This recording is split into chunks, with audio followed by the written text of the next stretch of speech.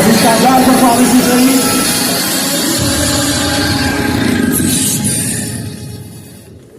بسم اللہ الرحمن الرحیم.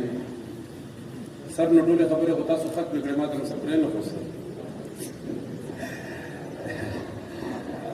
مذاق کر رہا ہوں سر. Honourable minister sports Khyber Pakhtunkhwa سید فخر جہاں صاحب, وردی سیکٹری اسپورٹس ضیاء الحق سر, سر تشفین ہمارے سینئر, ون آف مائی دوست فرینڈس جن کے ساتھ میری ڈے ون سے ہی وہ ہمارا وہ جب یہ ہمارے سینئر تھے, ان کی 2 سال سروس ہو گئے ہو چکی تھی تب یہ ہم آئے تھے. اس وقت سے ایک تعلق ہے چھوٹے بڑے بھائیوں کا, تو وہ چل رہا ہے. ڈائریکٹریٹ میں نے اپنی سروس یہاں پہ آنے سے پہلے کچھ عرصہ سیکریٹریٹ میں کی اور باقی تمام فیلڈ میں کی.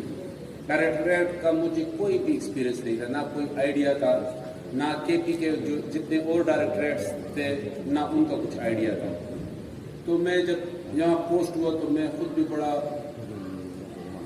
حیران اور پریشان تھا کہ یہ تو بہت ہی بڑا ڈائریکٹریٹ ہے اور بہت ہی بڑی ٹاسک ہے, کیونکہ یہاں پہ جو اگر کے پی کا ون آف ویری فیو وائبرنٹس ڈائریکٹریٹس ہے تو وہ اسپورٹس کا ہے.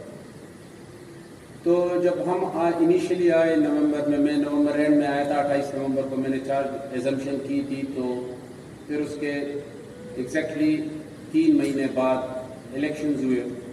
3 مہینے تک ہم بڑے آرام سے بیٹھتے تھے, 12-1 بجے آفس آتے تھے, نہ کوئی کام ہوتا تھا. ہم حیران تھے کہ یہ ہو کیا رہا ہے, کدھر ہے, سمجھ ہی نہیں آ رہی. پھر ایک بندے کی انٹری ہوتی ہے اور انٹری بھی بڑی عجیب ہوتی ہے. اسی دن پہلے دن جب ان کو اناؤنس کیا ایز ایڈوائزر تو اسی دن ہم چھاسدہ چلے گئے. ہماری پہلی ملاقات بھی گاڑی میں ہی ہوئی. 10 مارچ کا ہے اور 12 کو رمضان شروع ہو گیا. تو جو وہ گاڑی میں ہم بیٹھے پھر گاڑی سے اترے نہیں ہیں آج تک, گاڑی میں ہی ہے. اور نہ وہ خود آرام کر رہے تھے نہ ہمیں چھوڑ رہے تھے. تو الحمدللہ ایک سلسلہ شروع ہو گیا. دیکھیے لیڈرشپ جو یہ ہر کوئی کہتا ہے کہ لیڈرشپ بڑا بنیادی کردار ادا کرتی ہے, تو وہ یہی کردار ہوتا ہے جو منسٹر صاحب نے ادا کیا. میں اگر آج کھڑا ہوں اور آپ سب لوگ میرے لیے بیٹھے تو یہ منسٹر صاحب کی وجہ سے, کیونکہ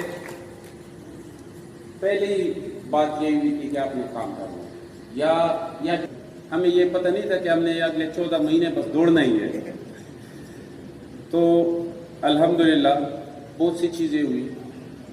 میں ایک تو کرٹیسزم سے اکثر کرٹیسزم ہوتا ہے, کرٹیسزم سے کبھی نہ ڈرا تھا نہ ڈرا ہوں نہ کبھی ڈروں گا. میں اکثر کرٹیسزم کو مجھ تک بات پہنچ جاتی تھی, میں ان کو نوٹ کر لیتا تھا, کبھی رسپانس نہیں دیا. اس کی وجہ ہے آج بھی صبح کسی نے اسٹیٹس پہ ویڈیو لگائی تھی, اس میں حضور پاک صلی اللہ علیہ وسلم کی حدیث ہے کہ آپ کو اگر کوئی آپ کے متعلق برا بلا کہے, آپ پہ کرٹیسزم کرے تو آپ جواب نہ دو, اپنا کام جاری رکھو. اکثر مواقع پہ آپ کو ہوا ہوگا کہیں نہ کہیں کوئی نہ کوئی اپنی کسی اور فرسٹریشن کو کسی نہ کسی اور طریقے سے وہ کسی اور پہ نکال دیتا ہے. تو ہم اس پوائنٹ آف ویو سے بھی وہ کرٹیسزم لیتے تھے, اور اس سے جو پروڈکٹیو کرٹیسزم ہوتی تھی وہ بھی ہم نوٹ کرتے تھے. بتایا کبھی نہیں ہے. اس میں ہمارے کدھر مشرف صاحب یہی کھڑے ہیں, ان کا بھی بڑا اچھا کردار ہے. انہوں نے میں کہہ رہا ہوں ان کے بعض کرٹیسزم جو ہوتی ہے بالکل جینون ہوتی ہے, بالکل. بعض اوقات یہ تھوڑی زیادتی کر جاتے ہیں, اس میں کوئی شک نہیں ہے, لیکن ان کی کرٹیسزم سے بھی ہم نے بہت سی چیزیں نوٹ کی. بہت سے اور لوگوں نے کہا ہے کہ ہم تو میلے ٹیلے کر رہے ہیں, کام نہیں کر رہے. میں کچھ چیزیں آپ کو بعد میں انشاءاللہ نظر آئیں گی, تھوڑے بہت مجھے یاد ہے وہ گنوا لیتا ہوں. قیوم اسپورٹس کمپلیکس جس پہ ہم آج سب بیٹھے ہیں, بہت عرصہ ہو گیا اس پہ کوئی کام نہیں ہوا. اس کے لیے ہم ایک میجر اسکیم اب بھی فائنل کر کے بھجوا چکے ہیں. سر میرے خیال سے وہ اپروول کے سٹیج سے گزر رہی ہے. بہت ہی بڑی اسکیم ہے, اس کی ٹوٹل ریویمپنگ ہو رہی ہے. ہمارا اپنا سٹاف ہے, یہی پہ نیچے ہمارے اسٹیڈیم کے نیچے اپنے لیے کمرے بنائے ہوئے ہیں. میں مجھے پچھلے رمضان میں, اس رمضان میں نہیں, پچھلے رمضان میں مجھے جب پتہ چلا تو میں ان کو نکال رہا تھا, تو پورا ڈائریکٹریٹ میرے آفس میں بیٹھ گئے اور میرے پاؤں پکڑ لیے کہ آپ یہ نہ کریں. میں وہ گرا رہا تھا. آج 19 فلیٹس کر دیے, وہ اسی اسٹیڈیم میں بنے گی. جم ایکوپمنٹ حیات آباد کا الحمدللہ اسکیم بھی اپروو ہو گئی اور 70% ایکوپمنٹ بھی حیات آباد پہنچ گئے. یہ 30% جو ہے جو اگلے 10-15 دن میں پہنچ جائے گا. یہ ہو گیا. وہ فیمیل کے لیے سپریٹ ایک جم ایکوپمنٹ, پورا جم بن رہا ہے سی پی. حیات آباد اسپورٹس کمپلیکس کا کرکٹ گراؤنڈ, وہ سر کی قیادت میں ہم نے انیشیل گورنمنٹ کے 3 مہینوں میں پورا کر کے سی ایم صاحب سے اناگریٹ کرایا. اس کے علاوہ جو یہاں پہ ہمارے قیوم اسٹیڈیم کا جم ایکوپمنٹ ہے, اس کے لیے ہم کمنگ اے ڈی پی میں ہم نے نئی اسکیم ڈال دی ہے اور اس پہ پی این ڈی ایگری ہو گیا ہے. تو یہ جتنا 80s اور 90s کا جو یہ سٹف ہے انشاءاللہ یہ ختم کر کے ٹاپ آف دا لائن جو ہم نے حیات آباد میں پرووائڈ کیے وہ یہاں پہ پرووائڈ ہو جائے گا. ہمارے بنیر hockey stadium, ملکنڈ hockey stadium, Swabi hockey stadium, یہ سارے کمپلیٹ ہو گئے. ڈی اے خان ہمارا سب سے کمزور, سب سے بڑا بٹ سب سے کمزور ہمارا اسپورٹس کمپلیکس, اس پہ ہم نے لگ بھگ 1 ارب روپے کی اسکیمز اپروو کی ہے. اس میں سے آدھے اسکیمز آپ کو 30 جون کو انشاءاللہ مل جائیں گے. اس کے علاوہ آتے ہیں عمران خان کرکٹ اسٹیڈیم کی طرف.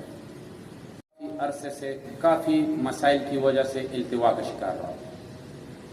جو سب سے پہلا کام منسٹر صاحب نے وہاں پہ جا کے جو ہمیں ڈیٹیل ساری کچھ پرووائڈ کی گئی, جو غلطیاں تھیں اور جو کہ گورنمنٹ کے مختلف فورم سے کلیئر کرنی تھی, پہلے ہم نے وہ کرائی. ریویژن, اس میں جتنی ڈیزائن چینجنگ جو کچھ کورس کریکشن جسے کہتے ہیں, پہلے ہم نے وہ کرائی. پھر اس فائنینشیل ایئر میں ہم نے اس کی کمپلیشن کے لیے کمر کسی. 2 کے کام سی این ڈبلیو کر رہی تھی, لیکن وہ رسپانسبلٹی بھی سی این ڈبلیو کی تھی, لیکن جگہ ہماری تھی, اس ڈپارٹمنٹ کی تھی, اس ڈائریکٹریٹ کی تھی, تو وہ ہم نے اون کی اور ہم خود لگے. الحمدللہ آج وہ کمپلیٹ ہے. فلڈ لائٹس جو عمران خان کرکٹ اسٹیڈیم میں ہے, وہ اسکیم ہم نے نئے سرے سے لے کے آئے, وہ اپروو کرائے. اس کو ایل سی کھولنے کے لیے 40% جو اماؤنٹ ریکوائرڈ تھی وہ بھی گورنمنٹ نے پرووائڈ کی.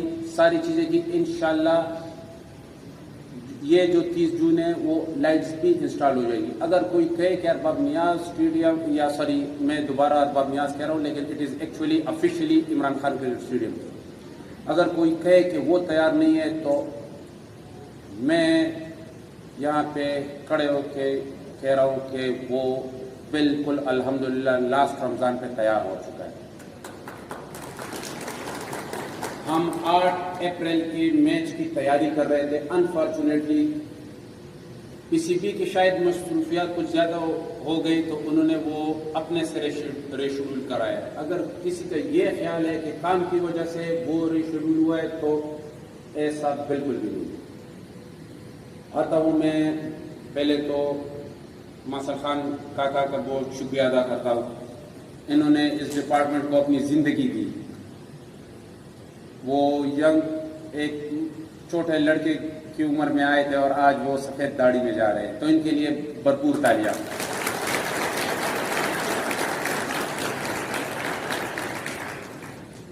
اور ہمارے ایک اور کریکٹر ہے جو کہ کبھی کچھ بولیں گے نہیں, نہ کبھی بولا ہے, بٹ میرا ایک یقین تھا کہ میں باہر ہوں تو میں آفس ان کو حوالے کروں گا اور وہ میرے پیچھے ساری چیزیں کنٹرول کریں گے اور فائل ورک جتنا ہے وہ ساری چیزیں کمپلیٹ کریں گے, تو وہ اور کوئی نہیں عزیز اللہ صاحب. اگر میں کہیں پہ غلطی کر لیتا تھا تو فائل واپس لا کے مجھ سے وہ چیز بھی ٹھیک کرا لیتے تھے. یہ اپنا بھی خیال رکھتے تھے اور ہم سب کا بھی خیال رکھتے تھے. میں عزیز اللہ صاحب کا بہت شکریہ ادا کرتا ہوں کہ انہوں نے بڑے بھائیوں کی طرح بلکہ ایک والد کے طور پہ انہوں نے ہم پہ اپنا ہاتھ رکھا اور ہر چیزوں کو وہ کرتے رہے. ڈائریکٹر ورکس بیٹھے ہیں, ان کو میں نے اور منسٹر صاحب نے بہت تنگ کیا ہے اور ان کو بھی اپنی سپیڈ پہ لے آئے اور بہت سے کام انہوں نے بڑے زبردست طریقے سے کیے.